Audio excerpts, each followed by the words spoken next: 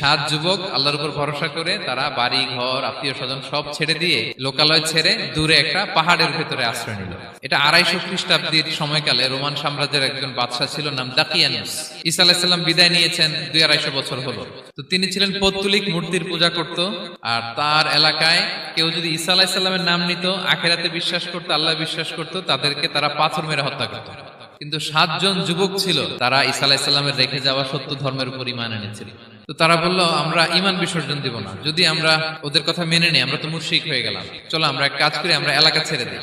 এই 7 যুবক আল্লাহর উপর ভরসা করে লোকালয় ছেড়ে দূরে একটা পাহাড়ের ভেতরে আশ্রয় নিল। তো তারা ভিতরে গেল, যে প্রচন্ড ক্লান্ত, তারা ঘুমিয়ে পড়ল। এই এক ঘুমে আল্লাহ 309 বছর কাটায় দিলেন। 309 বছরের ব্যবধানে এই এলাকার সবাই মুসলিম হয়ে গেছে। তারা যে স্বপ্ন দেখেছিল এই ইফসিস নগরীতে কালিমার পতাকা উঠবে, তাদের স্বপ্ন আল্লাহ বাস্তবায়ন করেছেন। তো ঘুম থেকে উঠছে, এখন খুব ক্ষুধা।